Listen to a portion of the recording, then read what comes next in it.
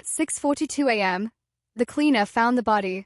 The lights in the executive wing were still off. The city outside the glass walls barely awake. The building, sleek, reputable, award-winning, had never known scandal. Its annual report spoke in calm numbers. Its mission statement promised integrity. And yet there, in the quiet corridor outside the data center, lay Daniel K., senior compliance analyst, his badge twisted beneath his shoulder like it had tried to crawl away from him. By 7:10 a.m., the rumor mill was already alive.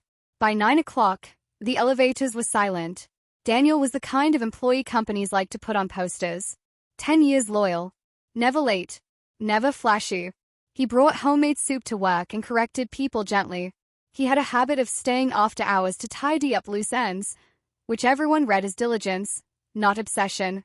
No one noticed that, in the weeks before his death, Daniel had begun to carry a notebook instead of using the company system. No one noticed he stopped joining the lunch table. The autopsy would later say he died sometime after midnight. Blunt force trauma. No signs of robbery. His phone was missing. At first, the company treated the death like a tragedy that had wandered in from the outside world. They sent flowers to his wife. They offered counseling. They released a statement that spoke of shock and cooperation. What they did not say, what they did not yet know, was that Daniel had died because he had learned something he wasn't meant to learn. 3 weeks before his murder, Daniel had flagged a routine discrepancy. A rounding error. The kind that happens when a system migrates from one platform to another. He did what he always did. Followed the thread. The thread led to a second discrepancy, then a third. A pattern emerged, faint but undeniable. Small sums siphoned from dormant accounts, never enough to trigger alarms, always routed through subsidiaries that looked clean on paper. Daniel documented everything. He requested a meeting with his direct supervisor. It was postponed. He sent an email marked urgent. It went unanswered. So he did something uncharacteristic. He printed the files and locked them in his desk. That night, he wrote in his notebook, "If this is what I think it is, it's bigger than one person." The security footage from the building told a careful story. Daniel arrived just before 9 p.m., alone. He worked for hours. At 11:58 p.m., another badge appeared on the log. Someone with clearance high enough to bypass the cameras in the executive wing. At 12:14 a.m., the cameras came back online. By then, Daniel was already dead. The investigation stalled early. The company's legal team hovered, helpful but firm. Access logs were incomplete. Emails had been archived incorrectly. The missing phone was chalked up to theft. Police quietly suggested a personal dispute. A robbery gone wrong.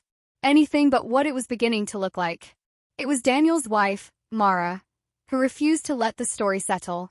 She was not a loud woman. She did not give interviews. She simply asked questions, over and over, until someone answered them. Why was Daniel at the office so late? Why had his notebook been returned to her with several pages torn out? Why did his last calendar entry read, "If something happens to me, look at the accounts ending in 47. The break came months later, through a junior IT contractor who had already given notice. He told police that, the night Daniel died, he'd been asked to perform an emergency wipe on a server. No ticket, no paper trail. He thought it was odd. He remembered the name on the request. It belonged to the company's most trusted executive. The trial never had a dramatic confession. No courtroom theatrics.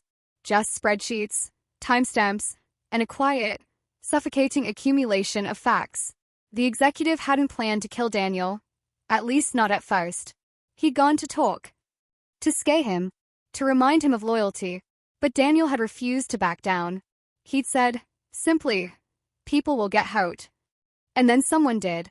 When the verdict came, employees watched the news in stunned silence. The company rebranded within the year. New leadership. New values. New slogans about transparency. Daniel's name was never mentioned in the press releases. But among those who knew him, those who remembered the way he stayed late to fix things no one else noticed, his death became something else. Not just a crime, a warning, a reminder that the most dangerous secrets don't live in dark alleys or locked safes. Sometimes, they sit quietly at a desk, waiting for the wrong person to care enough to find them. If you enjoyed this story, hit the like button. It really helps the channel grow. Thumbs up sign. Subscribe for more gripping true crime stories you won't hear anywhere else. and turn on notifications so you never miss an upload. Now tell us, who do you suspect was really behind it?